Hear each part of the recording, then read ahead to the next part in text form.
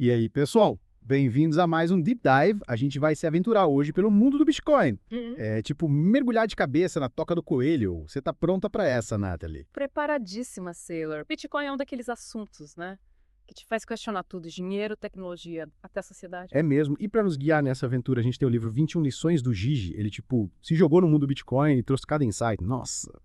Sobre essa tecnologia que tá, tipo, mudando tudo. Mudando tudo, o Gigi já começa o livro com um desafio, sabe? Definir o Bitcoin. E ele vai ver, não é simples. Na reação, software, uma moeda digital, é um sistema único, com características que desafiam as definições, digamos, tradicionais. Uma das coisas que me pegou logo de cara foi essa ideia do Bitcoin como, tipo, um contrato social automatizado. Imagina, é como se o código, as regras do Bitcoin fossem, tipo, um acordo que todo mundo segue, sem precisar de governo ou banco para mandar. Exatamente. Descentralização é a base do Bitcoin. E é por isso que ele é tão resistente a mudanças. O próprio Satoshi Nakamoto, o criador, né, diz que o design principal do Bitcoin já nasceu, tipo, definido em pedra, tá sempre. Imagina o impacto disso. Um sistema imutável, imune a manipulações e caprichos políticos, né? É, diferente, né? A gente tá acostumado com governos e bancos mudando as regras o tempo todo. Mas com Bitcoin, o código manda. Isso já é revolucionário. Sem dúvida. E o Gigi, ele argumenta que essa imutabilidade, por mais radical que pareça, pode mudar as pessoas, sabia? Em um mundo onde tudo muda o tempo todo, o Bitcoin te convida a pensar no longo prazo. Em gerações, não só em resultados imediatos. É como se o Bitcoin te forçasse a jogar um jogo diferente, com regras diferentes. E quem sabe, nesse processo, a gente aprenda a se mais decente, mais estratégico, mais resiliente, sei lá. Mas, Gigi, Nathalie, essa imutabilidade não impede o Bitcoin de, sei lá, evoluir? Boa pergunta. É uma das questões que o Gigi explora no livro. Ele fala das altcoins, os forks, que são tentativas de criar bitcoins alternativos, digamos. Mas ele argumenta que, no longo prazo, essas alternativas não vão ter o mesmo impacto. O Bitcoin original, com sua história e sua rede, é o que importa. É tipo a base, sabe? O alicerce. Ele compara Bitcoin a, tipo, uma forma de vida. Usando uma frase do Alpha Merkle que me perto. Arrepia. O Bitcoin é o primeiro exemplo de uma nova forma de vida. Ele vive e respira na internet. Vive porque pode pagar as pessoas para continuar vivo. Não pode ser mudado, não pode ser questionado, não pode ser adulterado, não pode ser corrompido, não pode ser parado. Se uma guerra nuclear destruir metade do nosso planeta, ele continuará vivo e incorruptível. Nossa. É como se o Bitcoin fosse, sei lá, uma entidade independente da gente. Uma metáfora poderosa, né? Que te leva a pensar, se o Bitcoin é um sistema vivo, quais as consequências? Que tipo de relação a gente vai ter com essa forma de vida digital? Uau, é muita coisa para processar. Mas, voltando para a Terra, o Gigi levanta outro paradoxo. A tecnologia cria abundância, mas o Bitcoin cria escassez. Como assim? Não dá para, tipo, copiar e colar Bitcoin à vontade. Essa é a beleza do Bitcoin. Ele desafia as nossas ideias sobre o digital. Apesar de ser software, código que você pode copiar, o Bitcoin impõe limites. Só 21 milhões de Bitcoins. E ponto final. É como trazer a escassez do mundo físico para o digital. E aí a gente esbarra em outra questão. Hoje os Bitcoins existem. Se eu digo tenho um Bitcoin, o que eu tenho? Um arquivo, um código, uma ideia. Boa pergunta. O Gigi explora essa dificuldade de localizar Bitcoins. Lembra que a gente falou do contrato social? O Bitcoin não existe como objeto, físico ou digital. Ele existe como entradas em um livro-razão gigante, espalhado em milhares de computadores. E o que você tem são chaves, que te dão acesso a essas entradas. Então é como se o Bitcoin fosse um quebra-cabeça gigante e cada um de nós tivesse uma peça. Mas quem controla o quebra-cabeça? Ninguém. Aí que tá a mágica. O Bitcoin é um organismo descentralizado, que funciona pela colaboração de todos. Sem chefe, sem presidente, sem ditador. O código é a lei e todos concordam em seguir. Que loucura, é tipo uma sociedade utópica, governada por algoritmos. Mas e se alguém quiser mudar o código?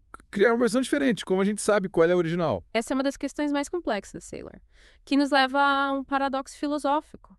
É o paradoxo do navio de Teseu. Imagina um navio que vai sendo reformado, com cada peça sendo trocada. Em que momento ele deixa de ser um navio original? E como isso se aplica ao Bitcoin? O código do Bitcoin já mudou várias vezes. Qual a versão verdadeira? O Gigi cita o Nick Carter, que argumenta que o que importa é o registro de quem possui o quê? O livro-razão. Essa é a essência. As mudanças no código são como as peças do navio. Podem ser trocadas, mas a estrutura, a essência permanece. E quando as mudanças são radicais? Tipo um hard fork. Como aconteceu com o Bitcoin e o Bitcoin Cash? Aí fica interessante. A comunidade se divide. Uns apoiam a nova versão, outros ficam com o original. E o mercado, pela oferta e demanda, decide qual prevalece. É democracia em ação, mas no mundo digital. Começamos falando de um livro e já estamos em filosofia, tecnologia e até na natureza da realidade. Por isso que eu adoro esses deep dives, Nathalie. E também, o Bitcoin nos leva a questionar tudo. E a gente ainda nem falou da história do dinheiro, da inflação. Calma, Nathalie. uma coisa de cada vez. Senão a gente explode a cabeça dos nossos ouvintes. Mas por hoje já deu para ter um gostinho dessa toca do coelho. Com certeza. Fica a pergunta. Se o Bitcoin é um sistema vivo, imutável e descentralizado, como ele vai impactar o futuro da humanidade? Pensa nisso aí enquanto a gente se prepara para a próxima parte da aventura. E aí, pessoal? Gostaram da primeira parte? Semana que vem tem mais. Até lá. E aí, pessoal, de volta para mais um Deep Dive na toca do coelho do Bitcoin, preparado para desvendar mais mistérios, Sailor. Sempre pronto, Nathalie. No último episódio, a gente viu que o Bitcoin é muito mais que uma simples moeda, né? Um sistema complexo, imutável, descentralizado, quebra-cabeça. Totalmente. E o Gigi, no livro dele, explora várias facetas do Bitcoin. Uma delas é a ideia de dinheiro forte. Parece complicado, mas é essencial para entender o valor real do Bitcoin. Dinheiro forte. Me lembra filme de ação, sabe? Gigante, barras de ouro. Mas com o Bitcoin a coisa é diferente, né? Totalmente. O Gigi usa dinheiro forte para falar de uma moeda que mantém seu valor, sabe? Que não perde valor com a inflação, que não pode ser manipulada por governos ou bancos. Ah, tipo ouro. Sempre foi um ativo seguro, né? Exatamente. O ouro é o exemplo clássico. Oferta limitada, difícil de extrair. Manteve seu valor por séculos. Já as moedas fiduciárias, tipo dólar ou real, são controladas por governos, né? Podem ser impressas à vontade. E isso leva à inflação. A inimiga número 1 do nosso bolso. Isso aí. E o Gigi fala bastante dos perigos da inflação no livro. Ele mostra como ela é imposto, sabe? Escondido. Que vai corroendo o valor do nosso dinheiro. E quem sofre mais são as pessoas que dependem de salário, que não tem como se proteger, né? A inflação é cruel. Mas e o Bitcoin? Ele seria um dinheiro forte. Ele não é super volátil. Um dia tá lá em cima, no outro despenca. É uma crítica comum, mas o Gigi argumenta que essa volatilidade é porque ele é jovem ainda. O Bitcoin ainda é um mercado pequeno, em crescimento. Como qualquer coisa nova, está sujeito a especulação, a altos e baixos, né? É tipo um efeito colateral do seu potencial. Quanto maior a chance de mudar as coisas, maior a instabilidade no começo. Exatamente. E o Gigi acredita que, com o tempo, essa volatilidade diminui. Conforme mais pessoas usam, mais empresas adotam. Ele compara o Bitcoin a um vinho, sabe? Precisa de tempo para amadurecer e atingir seu potencial. Interessante. Mas o que faz do Bitcoin um dinheiro forte? O que o torna resistente à inflação e à manipulação? Primeiro, a oferta de Bitcoin é limitada, Sailor. Só podem existir 21 milhões. Ponto final. Nenhum governo pode imprimir mais Bitcoin para gastar ou manipular a economia. Bem diferente do dinheiro fiduciário, né? Onde os governos podem imprimir o quanto quiserem e desvalorizar o dinheiro que a gente tem. E segundo, o Bitcoin é descentralizado. Não depende de um banco central, de um único ponto de controle. É mantido por uma rede global de computadores. Mais resistente à censura, à manipulação de governos. Dinheiro à prova de governos. Revolucionário. Mas como ele funciona sem um líder, sem uma autoridade central? Quem garante que as coisas funcionam? A mágica da tecnologia, Sailor. O Gigi explica como o Bitcoin funciona nos bastidores. E um conceito-chave é a força nos números. É isso que garante a segurança. Força nos números. Tipo, se tivermos muitos bitcoinheiros unidos, ninguém nos segura. É quase isso. A força é a rede Bitcoin.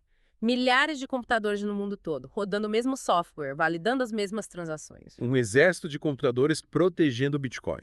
E se alguém tentar corromper um computador? Ou controlar a maioria da rede? Aí que tá a beleza do sistema. Para controlar a rede, um hacker precisaria de mais poder computacional que o resto da rede junta. Extremamente difícil e caro. Quase impossível com a tecnologia de hoje. Uau, sistema robusto. Mas houve relógio, Nathalie. Como o Bitcoin funciona sem um relógio central? Como a rede sabe a ordem das transações? Mais uma sacada genial. O Bitcoin usa a prova de trabalho. A mineração vira uma competição global para ver quem resolve problemas matemáticos mais rápido. Então, mineração não é só para criar novos bitcoins, ela também sincroniza o relógio da rede. Exatamente. Quem ganha adiciona um bloco de transações à blockchain, o livro razão do Bitcoin. E como todos competem ao mesmo tempo, eles chegam a um consenso sobre a ordem das transações. A competição define o tempo dentro da rede. Muita informação para processar. E é a energia, Nathalie. A mineração consome muita energia, né? O que o Gigi diz sobre isso? Ele reconhece que é um ponto a ser considerado, mas ele coloca em perspectiva. Comparado ao sistema financeiro tradicional, com seus bancos, data centers, burocracia, o Bitcoin não fica atrás. É como escolher entre um sistema caro, ineficiente e centralizado, e um sistema mais democrático, transparente, mas que usa muita energia. E o Gigi aposta que no futuro o Bitcoin vai ficar mais eficiente, com a evolução da tecnologia e o uso de energias renováveis. Momara, seria ótimo ter um sistema financeiro mais justo e sustentável. Mas quem são as pessoas por trás do Bitcoin que trabalham para melhorar o sistema? O Gigi os chama de cypherpunks, Sailor, ativistas, hackers, programadores. que acreditam no poder da tecnologia para promover a liberdade e a privacidade. Eles viam os governos e as grandes empresas como ameaças e a criptografia como uma arma para combatê-las. Cypherpunks. Parece nome de filme. Mas pelo que você diz, eles são muito mais que isso. São visionários construindo um novo mundo, baseado em tecnologia e liberdade. E eles não ficam só na teoria, Sailor. Eles escrevem código, botam a mão na massa. O próprio Satoshi Nakamoto era um cypherpunk. Ele não só teve a ideia do Bitcoin, como também o criou. Inspirador. Mas o tempo tá voando, Nathalie. Ainda tem tanta coisa pra falar. O que mais o Gigi explora no livro? Tem muito mais, Sailor. Privacidade no Bitcoin, resistência à censura, filosofia cypherpunk. Ele compara o Bitcoin a outras revoluções. A internet, a eletricidade. A toca do coelho é mais profunda do que eu imaginava. E a gente continua explorando ela no próximo episódio. E fiquem ligados, pessoal. Semana que vem tem a parte final da nossa imersão do Bitcoin. Até lá. E aí, pessoal? De volta pro Deep Dive. Última parte da nossa expedição Bitcoin. Nathalie, 2 horas de conversa, minha cabeça tá a mil. Efeito colateral da toca do coelho do Bitcoin, Sailor. Mas relaxa, hoje a gente vai nas ideias mais, digamos, instigantes do Gigi. As polêmicas também. Manda ver, Nathalie. Tô pronto pra tudo. No último episódio a gente viu a força nos números, né? Que protege o Bitcoin. Mas o Gigi vai além. Ele fala da resistência à censura. Resistência à censura. Mas, como assim? Governos não podem proibir o Bitcoin. Podem tentar, Sailor. Mas o Bitcoin é tipo um vírus, sabe? Resistente, global, descentralizado. Não depende de um servidor, de uma empresa. Então, mesmo proibido, as pessoas ainda podem usar. Exatamente. É quase impossível censurar o Bitcoin. Tipo, tentar controlar a internet, impedir a comunicação. E o Gigi fala que isso é muito importante, né? Principalmente em países com governos autoritários, onde é liberdade. Bem, você sabe. Bitcoin como ferramenta de liberdade, então. Faz sentido. E a confiança, Nathalie. Preciso confiar em alguém para usar Bitcoin. Essa é a sacada, Sailor. No sistema tradicional, a gente confia em bancos, governos, pro nosso dinheiro. O Bitcoin tira essa necessidade. Não desconfia em ninguém. Calma, não é bem assim. A gente ainda precisa confiar no nosso conhecimento, no hardware, no software. Mas a gente tira o poder de terceiros, um passo para um sistema mais justo, mais transparente. Entendi. Tipo, a responsabilidade da confiança vai para o indivíduo. Você no controle sem depender de banco ou governo. Exatamente. E o Gigi fala dessa mudança como uma virada de chave na nossa forma de pensar. Vai além do dinheiro.